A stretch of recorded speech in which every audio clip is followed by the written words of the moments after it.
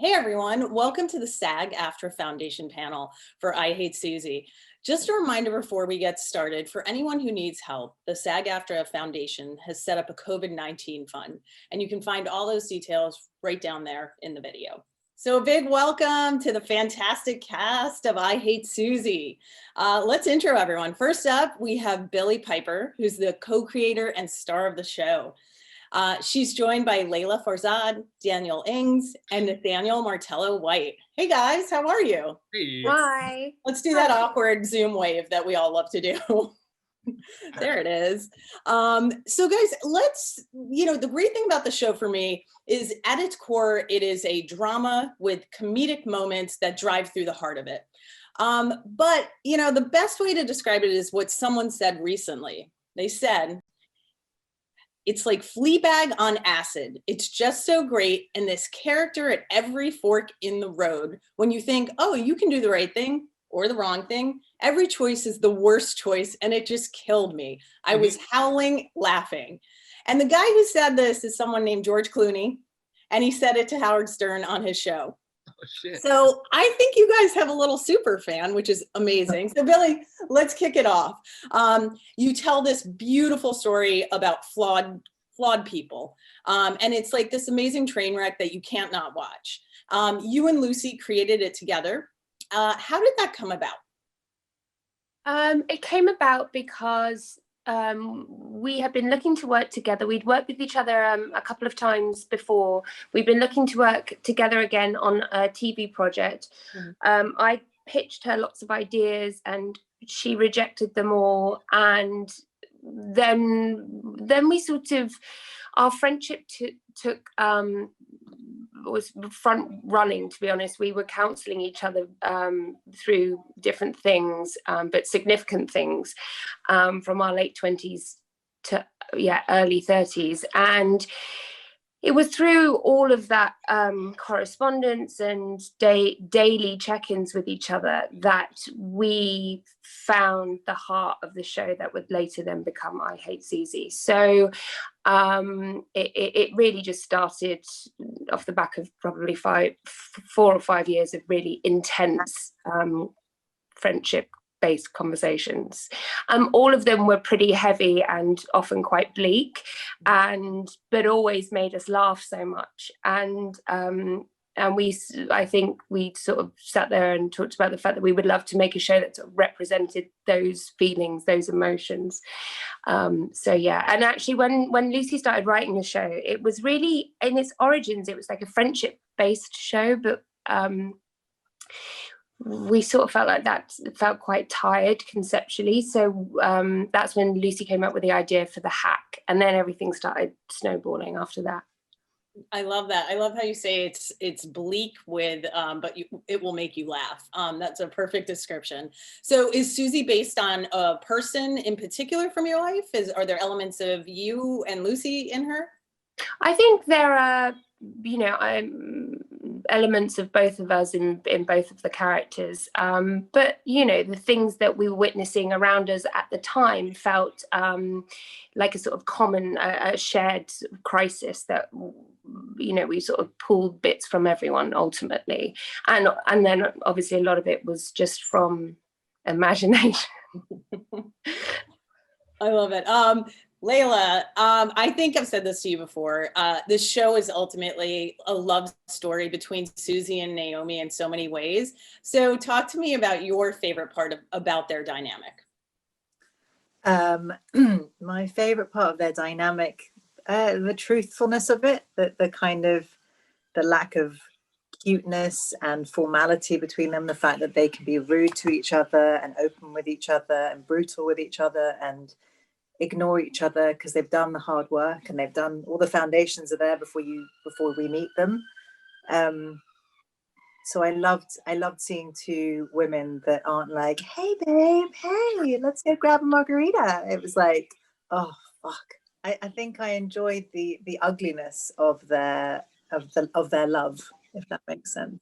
No, that's perfect. So personally, for me, my favorite scene with Naomi was, there's many of them, but the one where she thought the date was going great until he got going. Did you feel so embarrassed for her? Like, what was that scene like to play for you? I just think it resonated with like internet dating and her seeking a connection and a way to have a baby with this sort of random, a little like relatively creepy, but quite innocuous dude that really wasn't even good enough for her and yet left her. I thought the writing of it was brilliant and it was a lot of fun to film. But yeah, no, I didn't feel sorry for her. No, I think it was fate that he left. It was good that he left. I know it is funny that he tried to get the upper hand by leaving, but he was never He good. No, he was a bit of a basic chap. Daniel, so Cobb, what I love most about Cobb is he's a mess, but he really likes to think that he's totally normal. And he goes from the beginning from a victim, and then you feel bad for him, and then you're like, oh, Cobb is a jerk. He can be a total jerk. So I want to know, who did you channel for your inspiration for Cobb?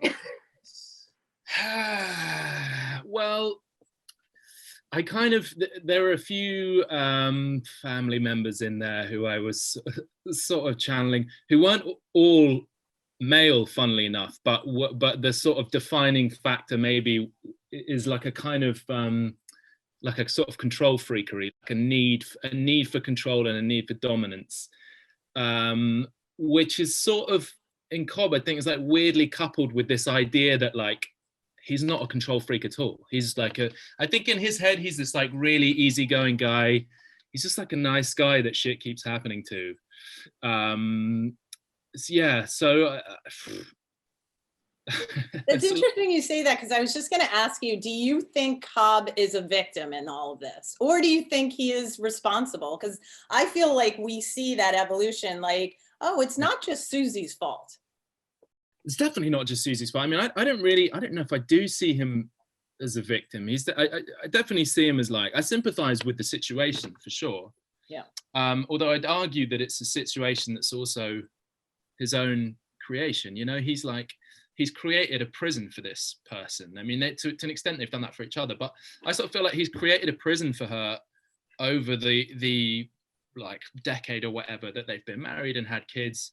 And so it's not like he forced her to have an affair or whatever, but I don't really see him as a victim, partly because he's just such an asshole in the way that he deals with stuff. And it's like those kind of like, what do you call them? Like microaggressions, you know, like I always think of that scene in episode 1 where you sort of think that they have like a nice happy marriage.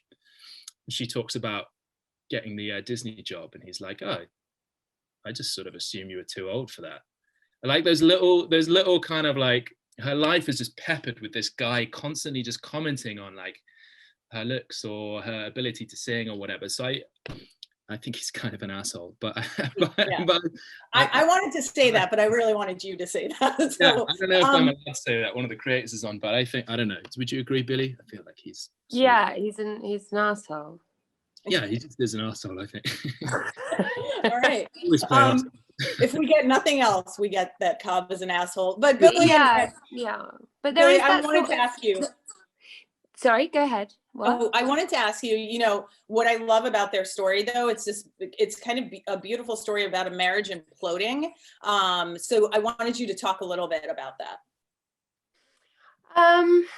Yeah, I mean, I think it's, to be honest, I think the fact that she's having this, what can sort of clearly be described as an identity crisis, and you know, she's in a tricky marriage, and she makes some bad choices, but ultimately there's a bigger picture at play, which is that she just doesn't know who she is, who she's meant to be, and that stuff really comes to light in your late 20s, early 30s, especially if you're a woman. Like, I don't know if it's the same for a guy, but I think as a woman, you are the face of so many people, and that's only sustainable for so long. And I think when you enter into your 30s, that becomes quite a punchy realization. And So the fallout of her marriage is significant, absolutely, but there are there are a number of things at play that are sort of falling apart around her, mostly herself. So Nathaniel, don't worry, I'm getting to you in a second, but Billie and Daniel, I wanted to talk about the very intentional choice to cast a young actor who is deaf as your son. And it's so authentic that you guys did that, because I think in Hollywood, as we all know, a lot of times the casting is not accurate for people who are deaf, who have disabilities. And Billie, I wanted to know, was that intentional on your part and Lucy's part and the showrunners to make sure that you were authentic in that casting? And then I wanted to talk to you guys what it was like working with an actor who's deaf. Yeah, I think it was intentional. I think we wanted to look at what it would like to be like to have them have a deaf child. And I know Lucy had been working closely with another deaf actress, and she'd spent a lot of time talking about what it was like growing up deaf and how it hasn't been really truly represented on screen dramatically or fairly. And so we talked about it at length and decided that the character, their son, would be deaf, and see how that sort of impacted their relationships. And what's so frustrating is a lot of people have, I think not a lot of people, I think people have been sort of can easily criticize that choice as being a sort of token add-on thing, but actually I think it's, I don't know why we're not talking more about what it's like to have a deaf child, a blind child, or a child with autism. Like we need to be having those discussions, even if it feels uncomfortable for people. Well, I think you do that beautifully, and I don't think you're tokenizing anyone. In fact, I really love the part where at the audition, the casting people say, "How do we say bye to him?" And Susie's like, "The same way you say bye to anyone else." I think a lot of that was inspired by Lucy's friend, who, and also we met quite a few deaf children for the role, and we spoke a lot with their parents, and with Matthew's parents we work quite closely with them as well, and I think a lot of their experiences informed the work that would later end up in the show. Yeah. And he's so brilliant. Mm-hmm. He is. And Daniel and Billie, did you learn sign language for this dynamic? Yeah. I mean, Dan, you did some extensive work. I didn't do as much as you, and SUZIE isn't someone who was given a lot of time to learning how to sign, and that's awful, but that is sort of who she is. But Dan, you went quite hard at it, didn't you? Yeah, well, Lucy had this sort of notion that that Cobb would be really adept at the sign language, and that would be something that he would sort of basically commit himself to that and go, well, if this is going to be a thing, then I'm going to nail this, and I'm going to be the one of us that can do this properly.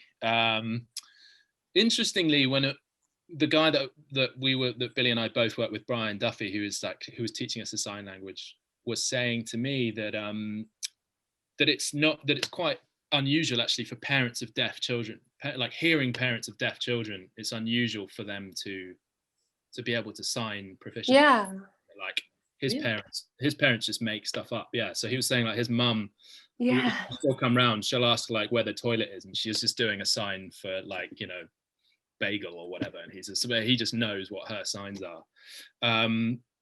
But yeah, it was, so I didn't learn, I couldn't, obviously it wasn't enough time to learn the whole language, but we was trying to kind of like get proficient with it. And then I remember there were certain points in the shoot where like Lucy was kind of rewriting things and putting all this brilliant like signed dialogue in, and I had to go to her and be like, whoa. I just spent like 6 weeks on these 2 sentences. They're not changing. You can change. You should have just done what the parents do. Just been like, this is a toilet bagel. Yeah. Exactly. And by that point, like we'd established the notion that Cobb was like really good at sign language. So I sort of a number of panic attacks about like, yeah, but it was amazing, you know, and it's always amazing to kind of have those extra areas of research and extra sort of things that like open your eyes up to something that you maybe wouldn't have known so much about if you hadn't taken this particular acting role. Working All right, with Nathaniel, we got to you. Your character wants to be loved by everybody, it seems, and he is, I think, in many scenes, until, you know, SUZIE runs into you and your wife. What is it like to play the nice guy that might not really be the nice guy? For me, well, when me and Billie were discussing the character and Lucy, we sort of had him down as like the affair is like a storyline in something he's written. And so he's a bit of a narcissist, to be fair. And I think that gave me license to be stupidly, ridiculously romantic and demonstrative. So that was fun. But then when it really comes down to it, like that amazing line that Billie has, he lost nothing. He has no intentions of losing, of it costing him any of his own well-being, you know, and things that he values, his wife, his family. So he's an incredibly selfish dude. And Dan, you were saying you think he's a villain of the piece, I remember. Did I say that? I think we both are, man. That's amazing.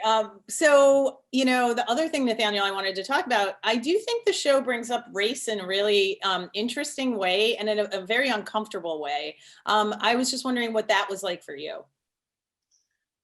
I mean, I thought it was really interesting. I guess you've got all of the mythology around Black genitalia, as it were. And I thought that was quite cool that there was that added sort of element to the hack.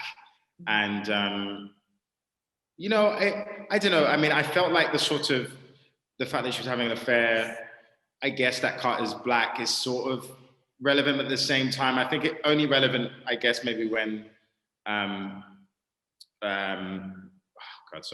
when Cobb finds out that maybe there would be that element of sort of what that brings up in him. And I think in the restaurant scene where he almost tries to kiss me / strangle me, I think you see of that weird emasculation and fear and fascination play out. But I don't know about you, Billie, what you thought, but I never felt sort of, the fact that they were in having an interracial affair, whatever that means, didn't really feel significant for why the affair happened. Okay, so each of your characters has these terrific flaws. And Naomi's character is kind of the conscience of the show in certain places. So when she does something human, like when she tried to kind of dupe that guy into getting her pregnant, it's always surprising. So what did you think of that scene, Leila? So I think she wants to be someone often that she can't quite follow through to being. And she's lived for someone else for a very long time. And I think it will take her a while to live for herself. Because if you've existed entirely for the happiness of someone else, or you feel like you have, I think it's a long road before you can then be like, no, what do I want? What do I want? I don't even know what I want, which is actually also a symptom of being I feel a woman in your late 30s often, is that you are meant to know what you want. Late 30s now. Yeah. Yeah. Mid to late 30s. Just for 20 years straight. Just a woman post 30. We thought we were all meant to know by now. Like, you know, the generation above us appeared to know, although they didn't know either. They were just following a prescribed thing. So I think it's Naomi's on a journey. I hate that expression, but she's trying to detach from something and someone that she loves very much, that she's become merged with and has started to not know which hand is hers and which hand is SUZIE's. That's a very bad answer, but I love the hand one. I love the hand thing. Yeah. What else? No, but I think you're right. I think her relationship with SUZIE overshadows everything in her life. And then when she's told, oh, you might not be able to have children, she's like, oh my gosh, I've chosen her over me for too long. But do I want children, or is it just that a woman in a doctor's office in a posh street has told me, no, it's a no, you've left it too late now. Do I want them? But I've just been told I can't have them, so now I want them. I want like 5. Yeah. So it's weird thing of something being taken away from you and you thinking, I know that's what I've always wanted. Yeah, and Naomi's character also calls out that society tells women, this is what you want, this is what you're attracted to, this is, and then you see her on that kind of reactionary kind of journey to maybe get pregnant in a day, which I thought was great. So let's talk about the worst dinner ever, the restaurant scene, which is my favorite. You're all like so amazing in it. Leila, you're amazing in other scenes. So Daniel, it's really such a scene of Cobb's real emotional meltdown. Would you tell me, all of you guys, what was that like to play, and how many takes did that actually take?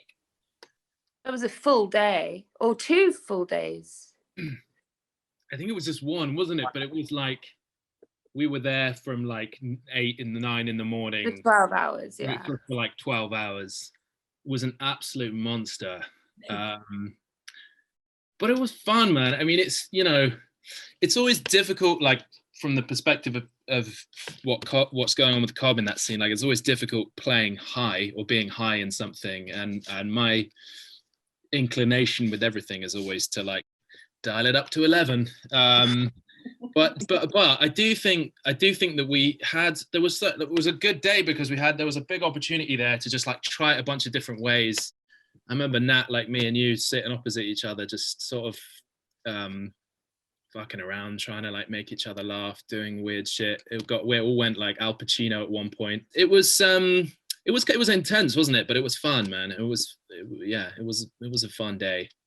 It was fun, and I think Anthony Nielsen, who is our other director, who directed 5 and 7, he's very, very, very good and skilled at this sort of twisted, nuanced comedy.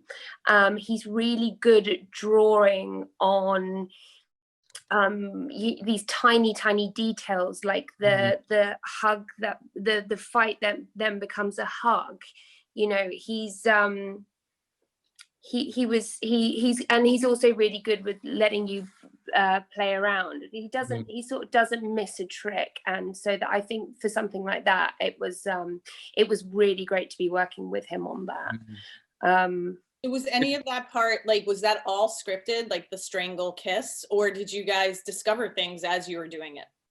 That wasn't scripted, but other stuff was. Something was scripted. I can't remember exactly what it said. It was like, I think it was, I can't remember exactly what it was, but like Billie was saying, Anthony kind of came with that. That was like, he'd obviously come up with that, and he could see it in his head. And I don't think I even really knew, until we were like into shooting different versions of that, I don't think I knew what he was getting at. But it worked so brilliantly that, and you're right, there was a few things like that, like the dressing gown thing earlier in the episode. Yeah. My character, he comes He's on. really good at mining that sort of male rage that presents as petulance and petulance. He's possibly experienced those feelings himself. Who knows? Who bloody knows? And Nathaniel, what was that scene like for you, getting kissed? Similarly, Billie and Dan is saying, I mean, I've worked a lot with Anthony. You have, haven't you? I sort of know how twisted his mind is. So I think we were going to be going down some rabbit holes. And I love that sort of stuff. For me, that's just dark but funny, and sort of that weird dry, and this weird sort of standoff that's happening, and then trying to get SUZIE to stay in the show, and the fact that they don't, like, I don't know that Cobb's going to be there, and they don't know that I'm going to be there, and the producers don't know that I'm the one that she's had the affair with. So there's all these, if I'm right, I'm not sure if I remember, there are all these revelations happening. That scene is a great example of like the terrific ensemble vibe to your show. So I wanted to ask, like, how did you guys achieve that? Was that very intentional, or is it something that just happened at like when you all met? Did you click? Did you do anything to encourage that? To be honest, Leila and I were talking about this the other day. We didn't get a great deal of time together at all at the beginning. I don't think I had any time with Leila or you, Dan, or you, Nat. Like, I don't don't think so, unless I've got that wrong.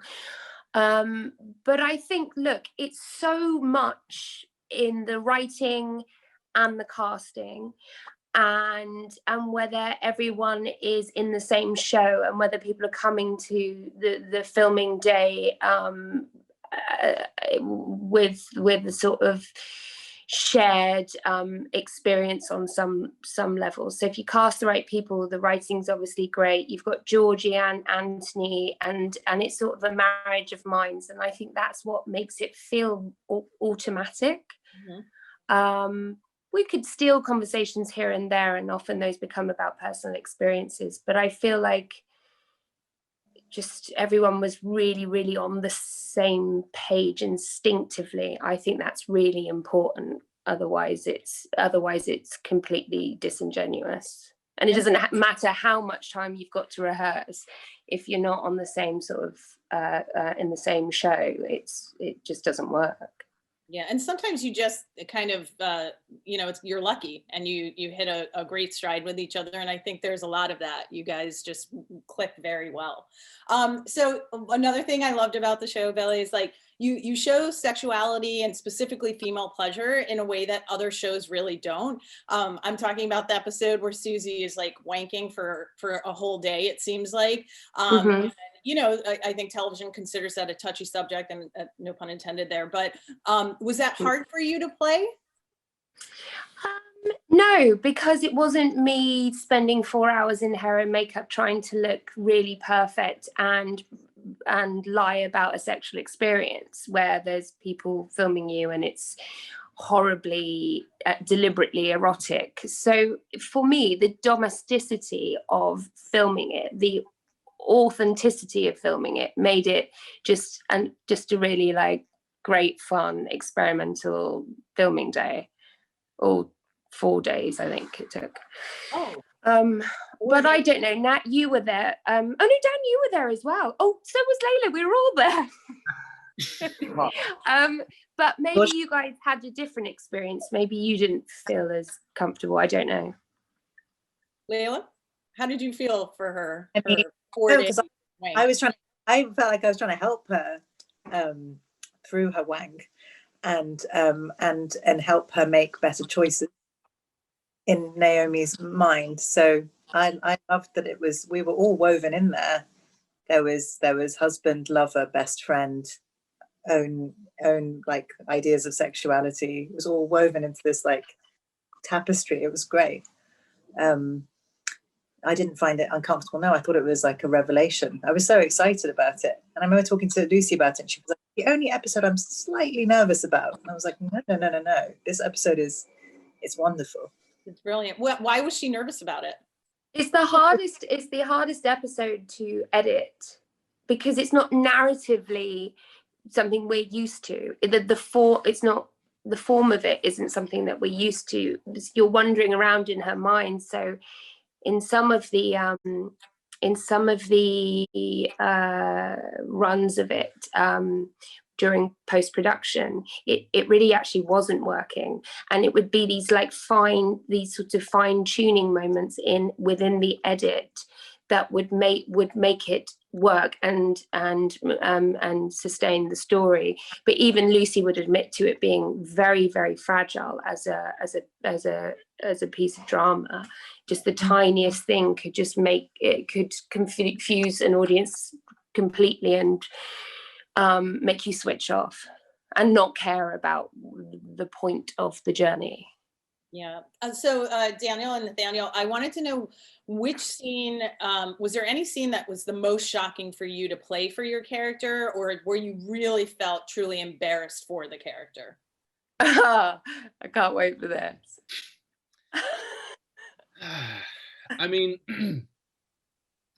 there's a lot of shagging in the show. I definitely, like, I remember there was one day where we were in this episode that we're talking about, where we're in like a lecture theatre, and there's the character of my character's like, his student who he's been flirting with, and they're all, and like me and Leila and Billie were there. I remember like it was this situation where they just like clear the hall of crew, so you're just there like the four of you, and our wonderful intimacy coordinator, who was lovely, has like a bag of like sort of props and things you can use to make the simulation of sex easier.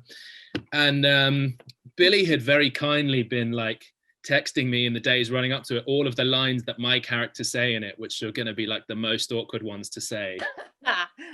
and I remember there were certain points where like we just couldn't look at each other. We were like, we've got to just fucking get this thing done. We've got to just like, this is a great scene, it's a great episode, let's just say these fucking lines of dialogue and get it done.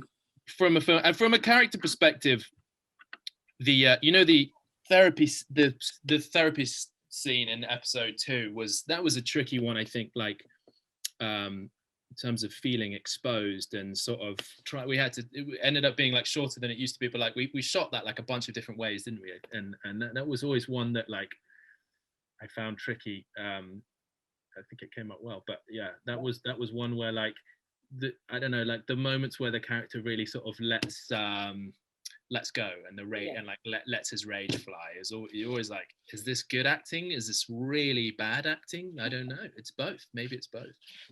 I think it's good. Billie, I love how you were sending him weird sex to get him ready for the scene. So wait, you said something about an intimacy coordinator who helps. What is that? Basically nowadays, rightly so, you get someone who comes in and choreographs the sex scenes like it's a dance. It's sort of quite forensic, and you have to talk to each other about, you know, where you are okay with being touched, where you're not okay with being touched, and just kind of say, this sounds really messed up, but I think it comes from a good place, which is you should say sorts of sexual words to each other so you can just come to terms with what you're about to do. Does that sound fair? No, it sounds good. This sounds like the worst. Just as awkward as we found it on the day. This sounds like a lawsuit waiting to happen. So I would say that I found the introduction of an intimacy coordinator quite challenging, because you had to talk explicitly about things, and you know, and you're just talking about sex ultimately with someone you really don't know, and that's embarrassing. But I think actually the work is better for it, and people leave feeling less exposed or violated, you know.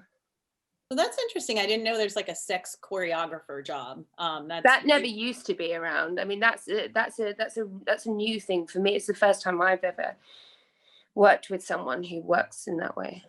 That's great. It makes you feel like you maybe have more control. And yeah, I think ultimately that's the purpose, is that you feel like you have agency and you are in control of the scene. It's not someone barking, you know, show us your breasts and look like you're loving it, which is what it used to be like. Yeah. So Nathaniel, I think same question to you. What scene were you most embarrassed for your character, or like the most shocking scene to play? I think I was embarrassed for my character when he gets caught at the theater with his wife, just brazenly just having said nothing, and then bumping into Naomi and SUZIE in that alleyway, which when we shot was just raining for like hours. It was the worst. So cold. Evenings. But that was quite funny. But sort of just like, oh my God, how low can this guy go? Yeah, so that was pretty. What about the bear? The bear, my God, but I sort of went for the bear. You know, you guys just said nah, you know, like, sort of like, you know, what's this bear gonna be like? And it just sort of presented itself, you know? I love the bear. I love the bear too. It's new level. It's on my CV now, so I'm doing very good about it. So Leila, what was your favorite scene to play for your character? My favorite scene. And then your favorite scene as a viewer. Okay. I really let me have a think. I really enjoyed all the diner scenes. I thought they were a lot of fun. I quite liked us being taken back in time to our 20s, when she comes up with her permanent mega truth idea.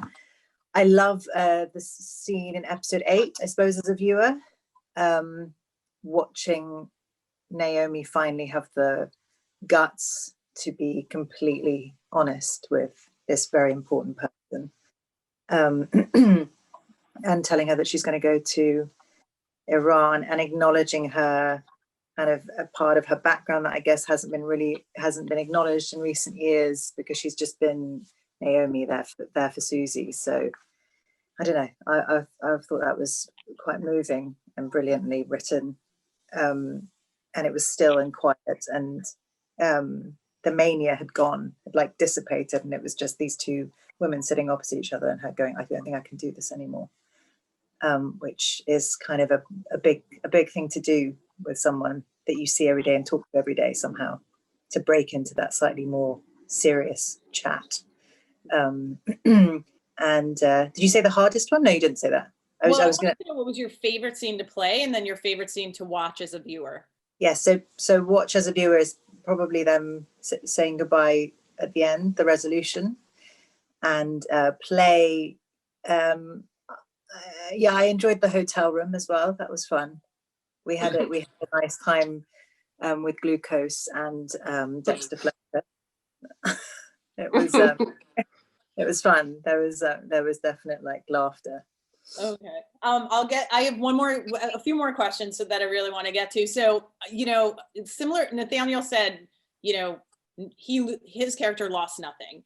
And so one thing, Billie, that I think you guys do brilliantly is you kind of slap people in the face with like gender facts, like they could just come out of nowhere. Like Probably, you say about the tabloid picture, you say, oh, so you're going to pixelate his stuff, but you're going to show me performing that act, and without, there's such a double standard, and you guys do that at various points throughout the season. Did you and Lucy mean to do that? Was that very intentional?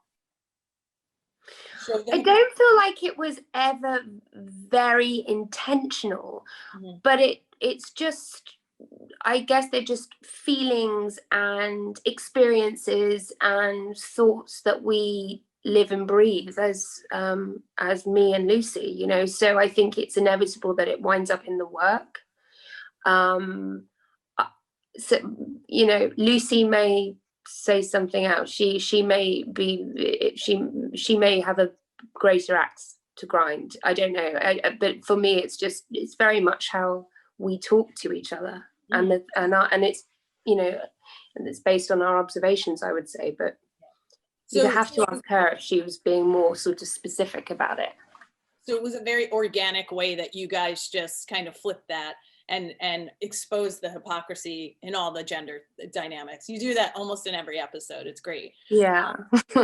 Good. So one of the final questions is, I want to know from each of you, which character are you most like? Leila, let's start with you. I am most like. Who is Leila most like?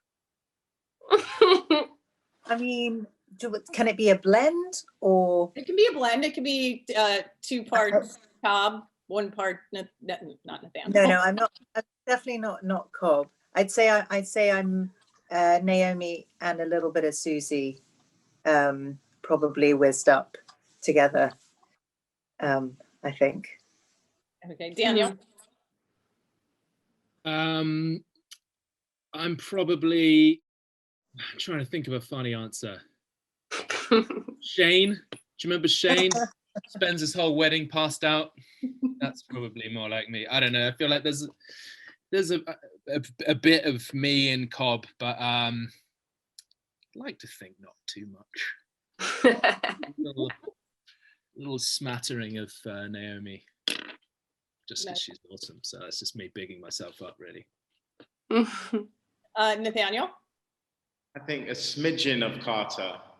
The romanticism and the silly, sorry. No, I think really good bits of Carter, with a sort of inner of Naomi, her sort of, a giving nature and loyalty. I'll take a bit of that. Naomi's like winning the conscience here. Everyone wants a bit of Naomi. Billie, how about you? Who are you in this show? Or what elements of the characters? I think I'm a healthy dose of all of them, to be honest. I think I share some aggression that Cobb Cobb displays. I think I can be incredibly analytical like Naomi. I think I can be I think I can want everything like Nathaniel's character, and I can be hysterical like SUZIE. I'm probably just, you know, a dysfunctional blend of all of them. Yeah. Okay, since we have a little time, very quickly, I want to just go around and Billie, tell me for each of them, what was your favorite moment that they did in the show? Oh, that's nice. Okay. Ooh, okay, hang on a minute. Let's think. I really like, my favorite Cobb stuff is in the therapy scene. I really just love watching Dan as Cobb in that scene. I think it's really it just feels really aggressive and but very funny and just really awful as those situations are. It's just brilliant in that scene. Naomi, so many. Oh, I don't know. No, oh God, I love the date scene with Sapiens guy. I just think you're so brilliant in that scene. It's just, I just feel so familiar and so tired of life and bullshit, and I just love the energy that you bring to that scene. Nathaniel. It's gotta be oh, I know, it's the scene where we're when Cobb's in the house snoring on the sofa and you're like, oh, it's amazing. but we could be together like in a Woody Allen movie. Like a Woody Allen movie. That's one of the best ones. It's so bonkers, and it's kind of theatrical and quite hysterical, but it's, and then just that immediate switch of, you know, aggression and disappointment and petulance again. It's just so satisfying, that scene. Okay, Yeah. so Billie, I don't want you to be left out of this. So really quickly. What scene do I love myself in the most? No, not that part. Leila, Daniel, and Nathaniel, tell me what your favorite Billie moment in the show is. The shoe shop. Yeah. I'm Really? Just give me the fucking yeah, because it's just, I don't know. I mean, that whole bit where you got to get home from the you're at the drama workshop, right? Or Yeah. And you've got to get home. That obviously I never saw any of that when we were filming it, and just like the workshop thing as well. Actually, that whole bit where she leaves and she's like, "Fuck you," and then all the way home in the cab, her shoes stink of shit. This is like I'm gonna class it as like a sequence, but that whole sequence, I think sort of like epitomizes what you're doing it, man, because it's like the panic, the fear, and then feeling embarrassed and like apologizing for it sort of at the same time, or less and less. And then yeah, I love that shit. That's nice. That was a good sequence. Leila, what is your favorite Billie moment? Well, Billie can really make me cry as well. Like the scene with the little boy who's sick in the hospital, watching it and being there, I was like, oh my God. I mean, I found that just, and obviously it's not as snappy and funny but it's so human and painful to watch. And it's someone that's finally kind of gone, I don't know, who's connected with this little person that's not doing well. And it still breaks me now when I watch it. And the bit, I mean, clearly I'm a softie, but the bit at the end with the two guys are going, can I come home with you? Oh yeah, it's horrible. I was like, oh my God, this person. We've all been there. Yeah, she just needs to be, someone love her. She needs to be loved so much. And we all need to be loved, but SUZIE particularly needs to be loved. So yeah, those they I do also love those. I love the shoe shop, but those two, they broke me a little bit. Yeah, I mean, I was going to say what Dan chose, the rehearsal, but I also love the wedding, because I just think family is just fantastic, and it almost just brings you into a completely different genre. Suddenly you're in this crazy Mike Leigh film, you know. Yeah. All the stuff around the dad, you know, wants to sell the story to get the deposit to the sister to buy the house, you know, as a wedding gift, and just SUZIE trying to sort of convince him to, you know, to not sell the story. I found that heartbreaking and sort of really human, you know. So yeah, I love that. Guys, congratulations on your first season. It's funny because, you know, the show is called I Hate SUZIE, but quite the opposite happens for me, at least. And I think it's brilliant because you're not trying to make us like her. You just can't help it with each and every terrible, terrible decision she makes. So you might need to change the show to I Sort of Like SUZIE in season 2. That's my suggestion. Billie, Leila, Daniel, Nathaniel, thank you so much. This was so fun, and what a brilliant, brilliant first season. Thank you.